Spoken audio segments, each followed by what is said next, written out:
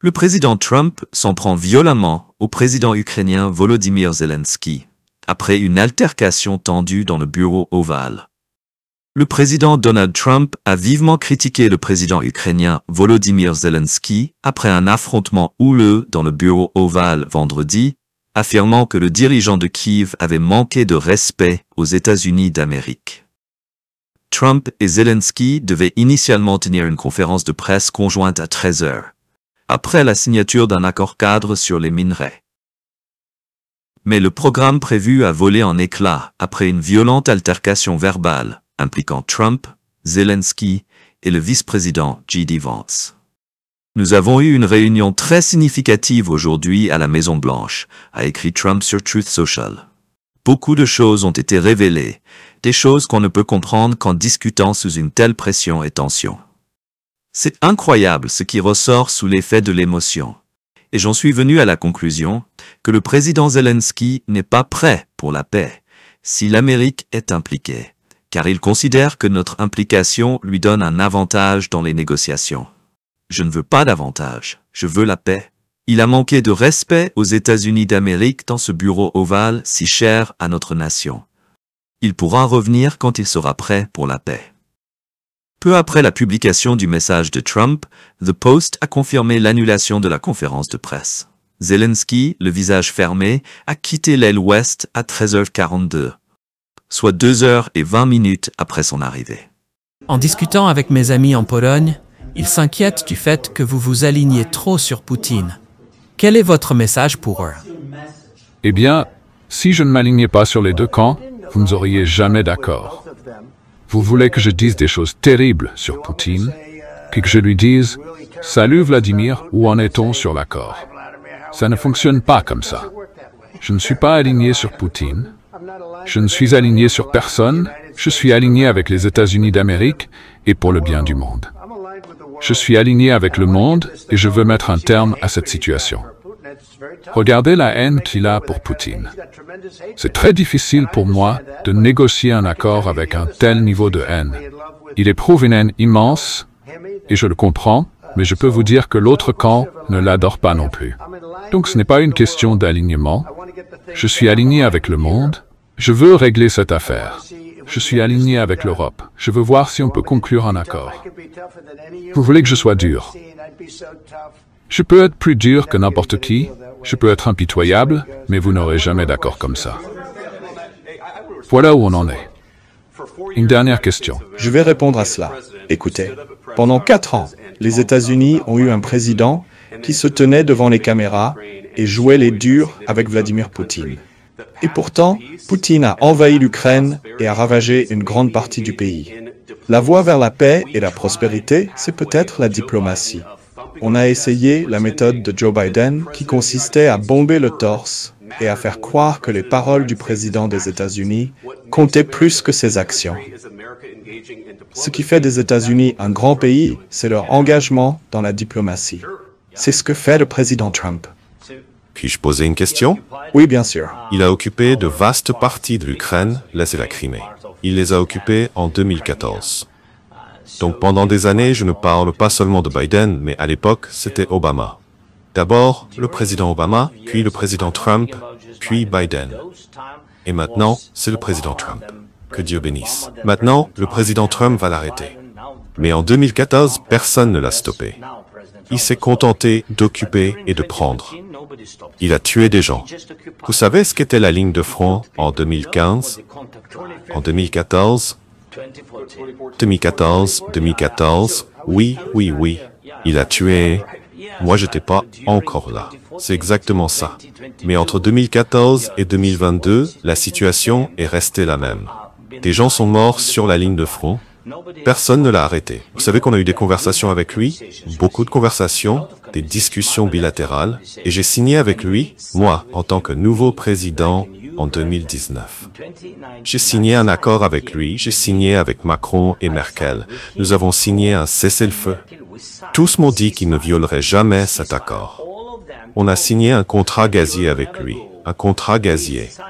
Oui, mais après, il a brisé le cessez-le-feu. Il a tué notre peuple et il n'a pas procédé aux échanges de prisonniers. Nous avions signé un échange de prisonniers, mais il ne l'a pas respecté. De quelle diplomatie parlez-vous? Qu'est-ce que vous voulez dire? Je parle d'une diplomatie qui mettra fin à la destruction de votre pays. Mais si vous êtes, Monsieur le Président, avec tout le respect que je vous dois, je trouve irrespectueux de venir dans le bureau ovale et d'essayer de débattre de tout cela devant les médias américains. En ce moment, vous envoyez de force des conscrits sur la ligne de front parce que vous avez un problème d'effectifs. Vous devriez remercier le Président pour ses efforts visant à mettre fin à ce conflit. Êtes-vous déjà allé en Ukraine? Avez-vous vu les problèmes que nous avons? J'y suis allé. Alors venez une fois. J'ai vu et entendu les témoignages. Je sais que vous organisez des visites de propagande, Monsieur le Président. Est-ce que vous niez avoir des problèmes pour recruter des soldats? Vous avez des difficultés. Et trouvez-vous cela respectueux de venir dans le bureau ovale des États-Unis et d'hacker l'administration qui tente d'empêcher la destruction de votre pays? Beaucoup de questions. Commençons par le début. Très bien. D'abord, en temps de guerre, tout le monde a des problèmes. Même vous. Vous avez un bel océan et vous ne ressentez rien pour l'instant. Mais vous le ressentirez à l'avenir. Que Dieu vous bénisse. Vous n'en savez rien. Que Dieu vous bénisse. Que Dieu vous bénisse. Vous n'aurez pas de guerre. Je ne vous dis pas ce qui va se passer. Ne nous dites pas ce que nous allons ressentir. Nous essayons de résoudre un problème. Ne nous dites pas ce que nous allons ressentir. Je ne vous dis rien.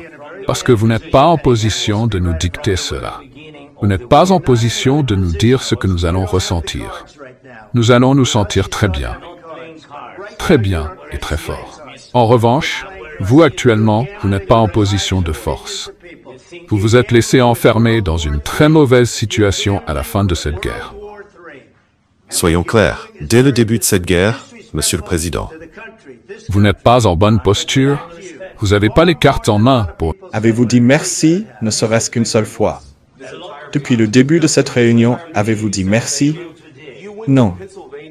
Vous êtes allé en Pennsylvanie faire campagne pour l'opposition en octobre.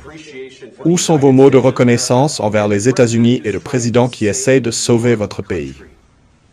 s'il vous plaît, vous pensez que parler plus fort sur la guerre vous donne plus d'autorité? Il ne parle pas fort. Il ne parle pas fort. Votre pays est en grand danger. Attendez une minute. Non, non, vous avez beaucoup parlé. Votre pays est en grand danger. Vous n'êtes pas en train de gagner. Vous n'êtes pas en train de gagner cette guerre. Vous avez une sacrée bonne chance de vous en sortir à peu près correctement grâce à nous. Nous sommes restés dans notre pays, nous sommes restés forts depuis le début de la guerre. Nous avons été seuls et nous sommes reconnaissants. J'ai dit merci dans ce cabinet. Vous n'avez pas été seul. Vous n'avez pas été seul. Dans ce cabinet, nous vous avons donné, sous ce stupide président, 350 milliards de dollars. Vous avez voté pour votre président. Nous vous avons fourni du matériel militaire et vos soldats, aussi courageux soient-ils, ont dû l'utiliser. Si vous n'aviez pas eu notre matériel militaire, cette guerre aurait été terminée en 2 semaines. En 3 jours, nous avons voté contre Poutine. En 3 jours. C'est quelque chose que nous avons fait en 2 semaines. Bien sûr qu'il l'a fait. Faire des affaires dans ces conditions, c'est très compliqué. Je vais vous dire qui devrait dire merci. Je l'ai dit plusieurs fois. Acceptez qu'il y ait des désaccords et réglons-les autrement que devant les médias américains. Parce que vous avez tort. Et nous le savons. Mais vous voyez, moi je pense que c'est bien que le peuple américain voit ce qui se passe. C'est important. C'est pour ça que j'ai laissé cette discussion durer aussi longtemps. Vous devez être reconnaissant. Vous n'avez pas les cartes en main, vous êtes acculé, des gens sont morts, vous manquez de soldats, vous êtes à court d'hommes, et puis vous venez nous dire « Je ne veux pas de cessez-le-feu ». Vous ne voulez pas de cessez-le-feu? Vous voulez continuer comme ça? Écoutez, si vous pouviez obtenir un cessez-le-feu maintenant, je vous le dis, prenez-le. Que les balles cessent de voler et que vos hommes arrêtent de mourir. Bien sûr que nous voulons arrêter la guerre, mais je vous ai dit, je veux un cessez-le-feu et vous l'aurez plus vite que n'importe quel autre. je demande à notre peuple ce qu'il pense de ce cessez-le-feu. Ce n'était pas avec moi, c'était avec un type nommé Biden, qui n'est pas une personne intelligente. C'était avec Obama. Excusez-moi, c'était avec Obama. Obama vous a donné des couvertures. Moi, je vous ai donné des javelins. Je vous ai donné les javelins pour détruire ces chars. Obama vous a donné des couvertures. En fait, la phrase, c'est « Obama a donné des couvertures, Trump a donné des javelins ». Vous devez être plus reconnaissant, parce que je vais vous dire une chose. Sans nous, vous n'avez rien en main. Avec nous, vous avez des cartes à jouer, mais sans nous, vous n'avez rien. Désolé. Ce sera un accord difficile à conclure, parce que les mentalités doivent changer. Et si la Russie brise le cessez-le-feu? Si la Russie rompt les négociations, que ferez-vous? Eh bien, et si une bombe vous tombait sur la tête maintenant? Ok, s'ils le brisent, je sais pas, ils l'ont déjà fait avec Biden, parce que Biden ne les respectait pas. Il ne respectait pas Obama. Il me respecte. Je vais vous dire, Poutine en a bavé avec moi. Il a traversé une fausse chasse aux sorcières, où ils ont utilisé son nom et la Russie. Russie, vous avez déjà entendu ça? Tout ça était bidon. C'était une arnaque avec Hunter Biden, Joe Biden, Hillary Clinton et Adam Schiff. Nous n'avons pas fini en guerre. Il a été accusé de tout ça, alors qu'il n'avait rien à voir avec cette histoire. Tout est sorti de la salle de bain de Hunter Biden. Tout est sorti de la chambre de Hunter Biden. C'était écœurant. Et ensuite, ils ont dit « Oh, l'ordinateur portable de l'enfer, c'est une invention de la Russie. » Les 51 agents, tout ça, c'était une arnaque, et il a dû supporter ça. Tout ce que je peux dire, c'est que Poutine a peut-être rompu des accords avec Obama et Bush. Peut-être qu'il les a rompus avec Biden. Il l'a fait. Peut-être. Peut-être pas. Mais avec moi, il ne l'a pas fait. Il veut un accord. Je ne sais pas si vous pourrez en conclure un. Le problème, c'est que je vous ai donné la confiance pour jouer au dur. Mais sans les États-Unis, vous ne seriez pas aussi dur. Votre peuple est très courageux, mais vous allez soit faire un accord, soit nous partirons. Et si nous partons, vous vous battrez seul. Et ce ne sera pas joli. Mais vous n'avez pas les cartes. Une fois l'accord signé, vous serez en bien meilleure posture. Mais vous ne montrez aucune reconnaissance. Et c'est pas une bonne chose.